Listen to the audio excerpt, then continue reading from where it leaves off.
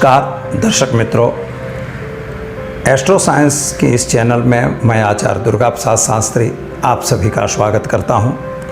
हर रोज़ की तरह हम यह साइंटिफिक जो विज्ञान से रिलेटेड वीडियो है मैं बताने जा रहा हूं। कुछ दर्शकों के ऐसी कमेंट थे कि जो लोग पढ़े लिखे ज़्यादा हैं वह ज्योतिष में कम मानते हैं और इसमें विश्वास कम करते हैं, लेकिन उन्हीं के लिए यह वीडियो स्पेशल रूप से मैं दे रहा हूं। आप अपनी कमेंट अवश्य भेज सकते हैं। मित्रों, एक बात अवश्य निर्विवाद है कि ज्योतिष और विज्ञान एक दूसरे से अवलंबित है। अगर ज्योतिष को विज्ञान न माना जाए तो हम मानते हैं कि कुछ हमसे भूल हो गई है, ऐसा आप खुद प्रतिपादित करेंगे यह वीडियो पूरा देखने के बाद। इसलिए हम पॉइंट पर आते हैं, अपने विषय पर आते हैं कि ज्योतिष को विज्ञान क्यों मानना।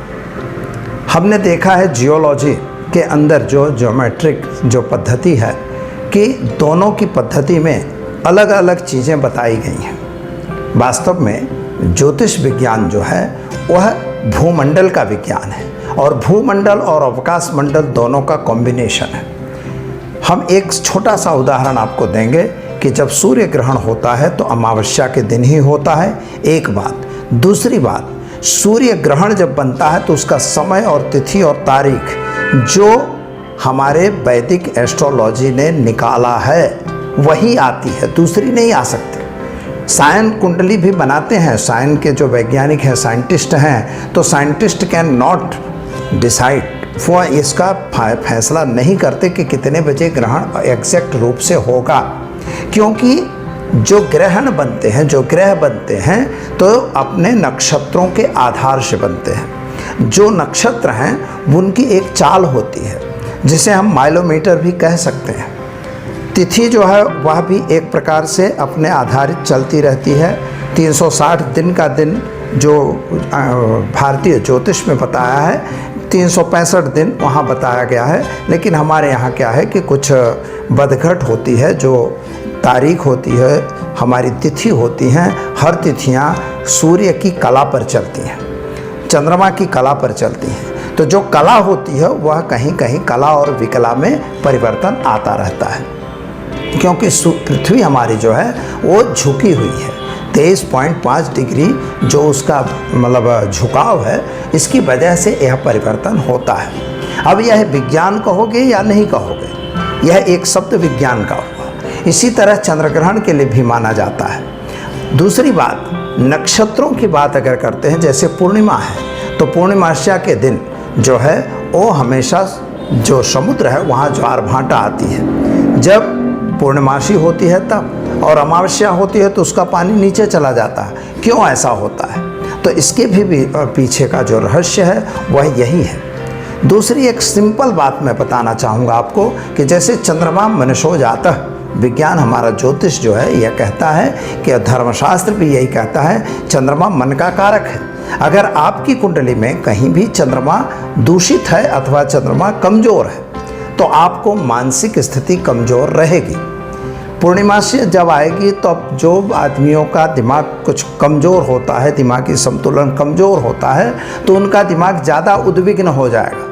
लेकिन अमावस्या पर वो दिमाग थोड़ा ज़्यादा कम उद्विग्न होगा। इसके पीछे रहस्य क्या है? तो यह भी एक ज्योतिष है, क्योंकि चंद्रमा की जो किरणें हैं, चंद्रमा का जो स्वभाव है वह आपके मन पर पड़ता है। वह एक जलचर है, तो जलचर होने के कारण आपका मन जो है ज़्यादा विचलित होता है। तो मित्रों, यह विज्ञान ही हुआ। दूसरी बात आपको बता दें, अगर रक्त संबंधी किसी को बीमारी है तो यह आप निश्चित तौर पर समझ लीजिए कि उसकी कुंडली में कहीं न कहीं मंगल दूषित अवश्य है, और जिस स्थान पर वह दूषित होगा वही स्थान आपका दूषित होगा, वहीं पर आपको वह तकलीफ होगी। जैसे केतु जो है वो क्लोटिन का स्वभाव रखता है, तो जहाँ किसी की मतलब कुंडली में अगर केतु जो है वो 6ठे भाव पर आया या 5वें पर आया या 10वें पर आया तो वहाँ पर कोई ना कोई गांठ होने की संभावना बन जाती है। तो यह जो चीज़ें हैं यही विज्ञान से संलग्न है।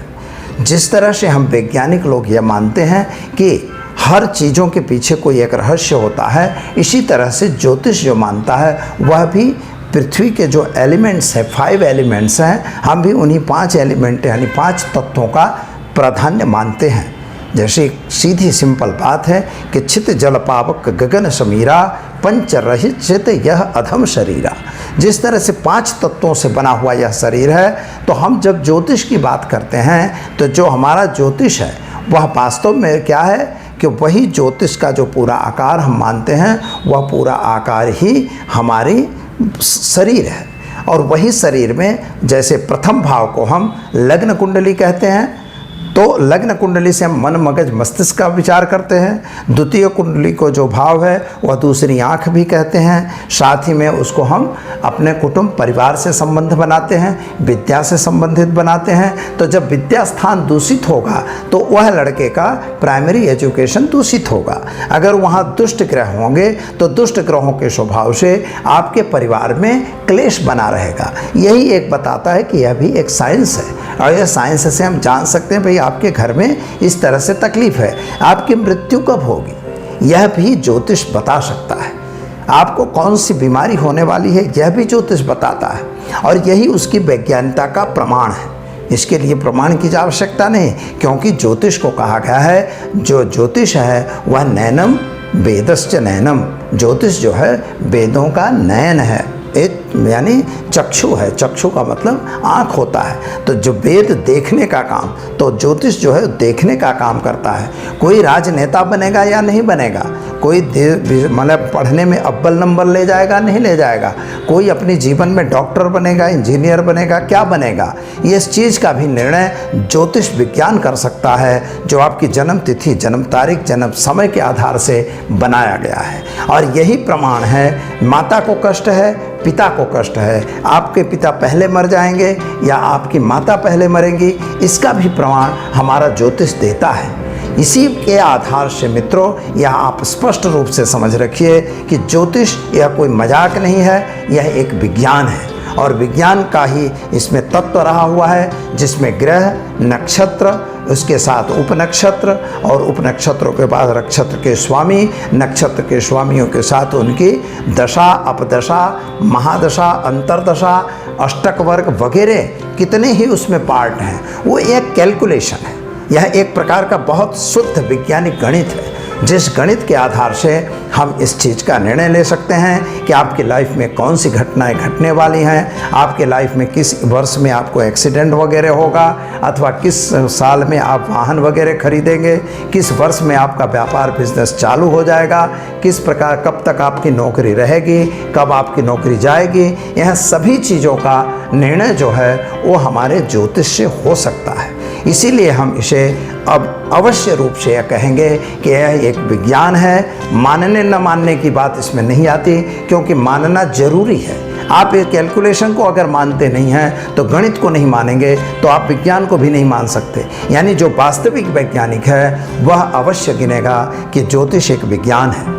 जैसे चंद्र ग्रहण के लिए इंसेंट और डिसेंट पॉइंट की बात होती है, जिसे राहु और केतु के नाम से पहचाना जाता है, वही डिसेंट पॉइंट की जो परछाई पड़ती है, क्योंकि राहु और केतु भी छाया ग्रह हैं, उनकी परछाई जब चंद्रमा पर पड़ती है तो उसी के आधार से निर्णय होता है कि अब चंद्र ग्रहण होगा या सूर्य ग्रहण बनेगा। तो ये मित्रों इसको विज्ञान ने भी स्वीकारा है, ऐसा नहीं है। हाँ, हमारे यहाँ हो सकता है कुछ नाम अलग दिए गए हैं। जैसे सूर्य है, अगर सिंह लग्न की आपकी कुंडली है और वहाँ सूर्य महाराज बैठे हैं तो आप अवश्य अपनी मनमानी करेंगे, जिद्दी स्वभाव होगा, आप अपने मन की इच्छा दूसरे पर थोपेंगे और उससे अपना काम करवा सकेंगे। इसी तरह मंगल का भी स्वभाव है।